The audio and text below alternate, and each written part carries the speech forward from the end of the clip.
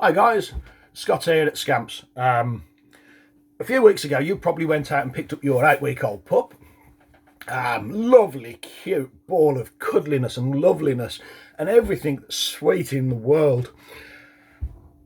And then one night you put him to bed and he woke up an alligator. Pin sharp teeth, hanging off your armpit, grabbing your feet, biting your nose. Well, obviously it needs dealing with because your pup's going to get bigger and bigger and it's going to become a problem. So we need to deal with it at the earliest possible convenience. We also need to deal with jumping up, and the two are actually linked. So we deal with the jumping up first. That will help with the biting. We can do a little bit more with the biting because half of it is attention and half of it is teething. We'll deal with that in a second. Jumping up's the most important thing. You will not believe how many dogs I go out to, fully grown dogs, that I go out to because of the problem, because they jump up. They jump up people in the park. They jump on top of dogs. They jump up people when they come in. And it's because they've never dealt with it, or they've dealt with it wrong. First thing we've got to understand is the dog's jumping up for attention, purely for attention. It's done it since it was 3-4 weeks of age. Balls come up, people pick the dog up. Dog learns, I get attention when I jump up. So, I mean, you think about it. You're playing with your dog. 7 o'clock comes, Emmerdale comes on. You put the telly on, ignore the dog. Dog thinks what I'll do to get attention. I jump up. Now, attention comes in 3 formats to a dog. Physical contact, verbal contact, eye contact. That is all those 3 are attention, and is what the dog is after. So, the dog jumps up and you push the dog down. You've touched the dog. You've given him a physical contact. You've rewarded the behaviour. He'll do it again. More. If the dog jumps up and you go, Fido, down, even if he gets down, you just give him attention. You've rewarded the behaviour. And when we reward a behaviour, it happens more. If the dog jumps up and you give him a hard stare, yeah, some people still do that. Nice hard stare. I'll show him I'm the alpha male. Crikey, like your dog's going to believe you're a wolf and that you're an alpha male. Not that he's a wolf anyway. Not that he's even a pack animal. But that's a story for another day. If you give your dog a hard stare, you just give him attention. And like I say, you give the dog attention for jumping up, he's going to jump up more. Quickest way to teach a dog to jump up more is to wait till he jumps up and push him down, tell him to get down or stare at him. So what we do, actual opposite. We don't wait till the dog's having his zoomies, running round and round, jumping up and hanging off your ear. We start off while the dog's calm and we have food ready. When we say food, use the dog's own feed. If he's on kibble, one, make sure it's high quality kibble. Go on allaboutdogfood.com, make sure it scores over 90%. We don't want to see Baker's, Pedigree, Royal Canin, Hills, Science Plan, none of that rubbish anywhere near your dog. Go for something that scores over 90%. Eden, A2, Aquila, Origin, Acana. If you're feeding raw, you obviously can't do this with raw food, or you can, but I wouldn't advise it. Reduce the amount of the food that you're giving him and replace some of that with some treats, good high quality treats, Crave or something like that. Anyway, we can have some food and we're going to have that ready. Have a piece in your hand, about chest height. And what you want to do is, while your dog's calm, make yourself exciting. Your dog should jump up. As soon as he jumps up, we turn her back and then turn back to the dog. If he jumps up again, we do it again. After a couple of 3 times, you find your dog won't jump up because he's thinking, hang on, my dad turns up, why won't I jump up? At that point, you get the piece of food. If the dog goes into a sit straight away, happy days. If he doesn't, put the food over the dog's nose. Don't say a word, just lift it over his nose, over his head. His head should go up, his bum will go down. The second that bum touches the floor, drop the food into his mouth. And then repeat. Exciting, dog jumps up, turn away, turn back. If the dog sits, feed. If he doesn't, if he jumps up, turn away. If he doesn't sit, food back over the nose. You'll only have to do that twice max. And then keep repeating. What will happen on about the 4th or the 5th attempt of this, you'll make yourself exciting. The dog will go to jump up, change his mind and sit down. And that's the point. The dog has just learned, if I jump up, game stops. If I sit, my dad feeds me. He's only going to make one choice. What will start to happen then is you make yourself all excited and the dog will just sit or stay sitting. And we feed that. We feed it. We reward as much as we possibly can. The more we reward a behaviour at this age, the harder it gets scribed onto the long-term memory, the quicker it becomes habitual. Do not be scared of over rewarding your dogs at this stage. You reward everything you want your dog to repeat. Food gets phased out later. So we do this, and that's starting to teach the dog the behaviour. What we need then is everybody in the household to do the same. Everybody have a little play while the dog's calm. After a couple of days, then we can start bringing that into real life. So if the dog jumps up at any point, we turn back. If he sits, we feed. If the dog just comes up, which will start to happen, and just sits, because by now he's learning this is how I get attention, we feed that. We reward that. We don't just reward it, the sit after he's jumped up, we reward it when he sits as the first choice to ask for attention.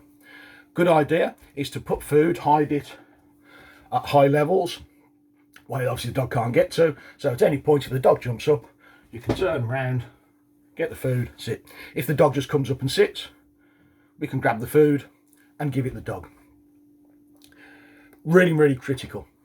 I would highly recommend that you keep some sealed pot, a sealed container, Tupperware dish, or something, or your plastic pot left over from your Chinese takeaway the night before. Wash it out. Leave some dog's kibble or treats outside the front door. That way, every time you come in the door when the dog's excited, you grab a couple of pieces of kibble. If the dog sits, feed him. If he jumps up, you turn away, don't say a word, go back when he sits, feed. In a very short space of time, your dog will meet you with a sit. This is absolutely critical, that the dog learns I get things by asking nicely. What we don't want is the dog seeing a little girl in the park licking her ice cream and the dog running over and jumping up because he wants it. If we haven't got good recall and he runs over because he wants the ice cream, we want him to go and sit nicely. Parents are a lot more forgiving. So we want everybody who comes in. Ask all your neighbours to come and knock on your door. Open the door if the dog sits, ask them to feed them a piece of food. You've got the food out there in the pot. Ask any visitors when your family come round. It's amazing how many friends and family you have when you have a pup, and they all want to come round.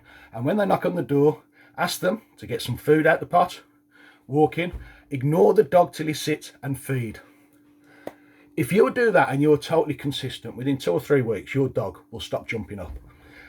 And even though he's only that big and it doesn't really matter, the longer the jumping up goes on for, the more it becomes enforced, the harder it is to break the habit. Deal with it now.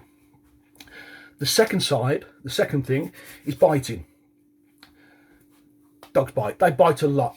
The first 8 weeks of their life, they do more biting than they do sleeping. They're biting all the siblings. They're learning bite inhibition. It becomes habitual. They also bite for pain relief because the teeth are hurting. So the first thing is make sure they've got plenty of stuff to chew on. Antler bones, rubber toys, so when they bite in, it massages the gums. Do away with the food bowl. Use half of the food for teaching the dog about jumping up. Use the other half to feed out of chew toys. You can do this with raw as well. And what you do, you put in the chew toys and let the dog find it out. Don't give it to him, let him find it out.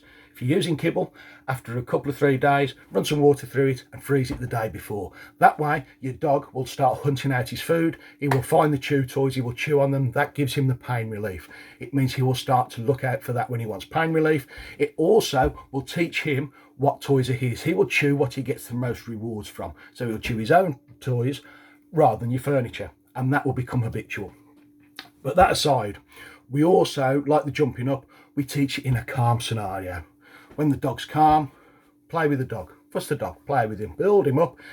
Any contact of teeth, and I'm not talking about a bite, I'm talking just a little bit of contact. As soon as you feel any tooth on your hand, finger, any part of the body, hand away, pause, 3 seconds, come back, carry on the game. Touch any contact of tooth at all. Return, pause, go back. Dog's not using teeth. Good boy, good boy, good boy, good girl, that's super, good girl. Bite, pause, come back. Dog will learn ever so fast that the contact of teeth pauses the game. So we start to deal with the attention-seeking biting now. And we do that as much as we can.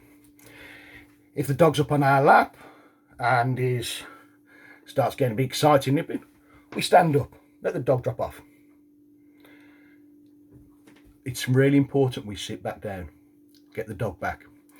It's no good just walking away. What we need to do is teach the dog the way you get continued attention is by not using teeth. Just taking your hand away or yelping like they used to say or grabbing the dog's nose, any of that, forget that. What we do, we stop any attention immediately there's any teeth, and not a bite, any teeth at all. And we go back, and if the dog stops biting, happy days. And this is something we need to practice a lot, and we do it at low level. We don't wait till the dog's hanging off her ear till we try and walk away, because it's difficult to walk away when you've got a little dachshund hanging off your ear. So it's even harder to walk away when you've got a mallee hanging off your arm, trust me.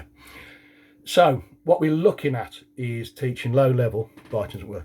If it gets all exciting, or the dog gets all excited and we go into zoomies, he's not going to learn much, he's hyper aroused. Any biting, continue nipping, biting. We walk away, close the door behind us, wait 3 seconds, go back in the room. Does it again, we walk out, we come back.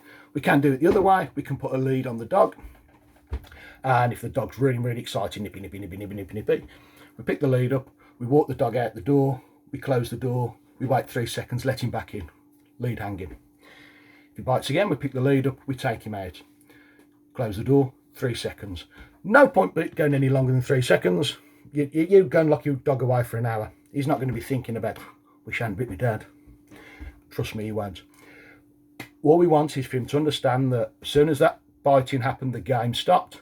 However, when he comes in and he's not biting, and he will do it, he'll come in and he'll look what's going on. You get down on the floor and you play. Or you feed, either attention or food. Dog learns good things are happening when I'm not biting. The reason you're putting a lead on him to do that, and this is only as a last resort, hopefully 99% of the time you'll be able to turn away, and by now the dog will be learning the best way to get attention and fun is to sit and ask for it nicely. And this will happen over about 2-3 weeks. But as a last resort, when it is getting a little bit violent, we use the lead. The reason we're using a lead, dogs live for the here and now.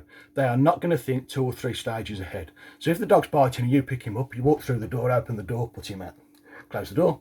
He's not going to associate that with the biting. He will associate the being picked up, the first thing that happened. So it means he was biting, he got picked up in a cuddle. Anything after that is irrelevant. We've rewarded it. If we tell him to get out, we've just spoke to him. So we really want to just use the lead, say nothing, out, close the door. Board him. That's what we're looking for, board him, end the game, open the door. If he comes back in, biting doesn't stop and he looks or he sits, we get on the floor and play. I hope that makes sense. That should give you a good start. What I really should explain as well is why we do it that way.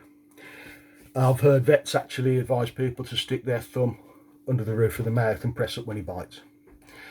There's still lots of trainers who are putting on squirt collars, chokers, give them a choke if they start to bite, and worse still, smack them on the end of the nose if they're biting. Your dog will never ever associate any of that with its behaviour. If you smack a dog on the nose, it will, actually what's actually happening, to get really technical, your dog will release cortisol as soon as you smack the dog. Releases cortisol, a chemical in the brain. That will put that emotion, the emotion caused from that, will cause the action to be scribed onto the long-term memory. In layman's terms, it means it will associate hands coming close to his nose with the bad thing. And because that's going to the long-term memory, you might not see the effect of that now, but in 6 months' time, some little girl goes skipping over in the park. Can I stroke your dog? Yeah, of course you can. My dog's great. She goes to stroke him, gets bitten. Every single dog that I have been to between 9 months and 12 months of age, where they have bitten somebody at random, a stranger, it's normally a child, and there's been no history of aggression at all. I've always asked the question, what did you do when your dog was going through the nipping stage? Every single one of them smacked the dog on the nose. So that gives you an idea. We don't smack the dog on the nose. We don't punish the dog for anything. If it solves an issue, it will manifest somewhere else. What we need to do is teach the dog what we want from it. So no punishment for it, no attention at all. If you follow those instructions, by the time you get into pup class, or if you're in pup class and you're watching this, we should be within a couple of 3 weeks. All that nasty, horrible biting should be stopped. 90% of the jumping up will be stopped. And you'll have a dog that every time you come in, sits to ask for fuss. If it sees something it wants, it will sit and ask. Good luck, guys. Hope it all goes well. See you soon.